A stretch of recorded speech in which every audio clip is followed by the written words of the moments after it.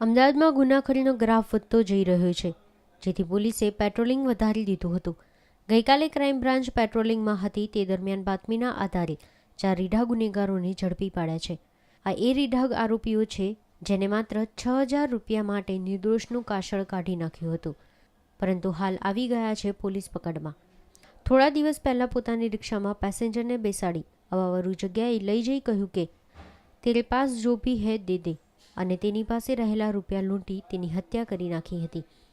Police પૂછપરછમાં સામે આવ્યું છે કે આરોપીઓએ નશો કરવા માટે અને પૈસાની જરૂરિયાત પૂરી કરવા માટે પેસેન્જરને લૂંટ્યો હતો.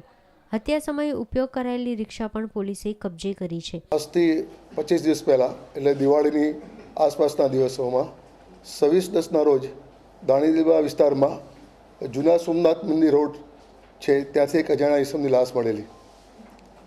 ગુનો મર્ડરનો દાખલ કરવામાં આવેલો.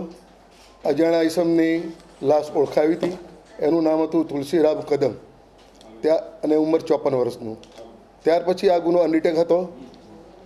ક્રાઇમ બ્રાન્ચના સાયબર સેલના પીઆઈ રાઠોડ અને તરલ ભટ્ટને બાતમી મળી હતી કે આ ગુનો જે છે એ સરખેજથી પેસેન્જરના રૂપમાં ભોગ બનનારને બેસાડી અને એમણે લૂંટ કરેલી હતી. એમાં ખાસ નિજામ પોતાની સીએનજી રિક્ષામાં બેસાડીને લૂંટ કરેલી હકીકત બહાર આવી.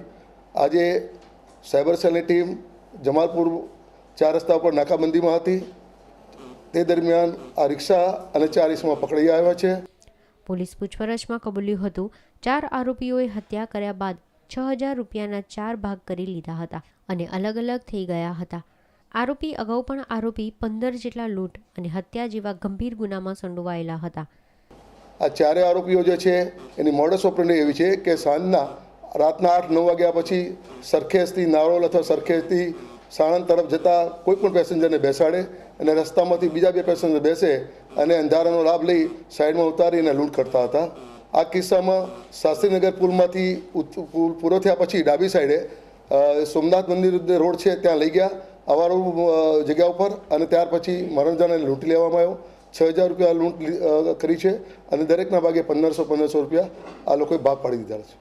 આરોપીની ધરપકડ થતાં પોલીસે નિરાંતનો શ્વાસ લીધો છે. પોલીસનું માનવું છે કે જો આ આરોપીઓ પોલીસ પકડથી દૂર હોત તો વધુ ગુનાઓ આચરવાના હતા અને અનેક નિર્દોષને ભોગ બનાવવાના હતા, પરંતુ પોલીસ પકડમાં આવી જવાથી હજુ વધારે ગુના ઉકેલાય તેવી શક્યતા પોલીસ સેવી રહી છે. કેમેરામેન મિત ભટ્ટ સાથે કશ્યપ જોશી, ન્યૂઝ ઓનલાઈન, અમદાવાદ.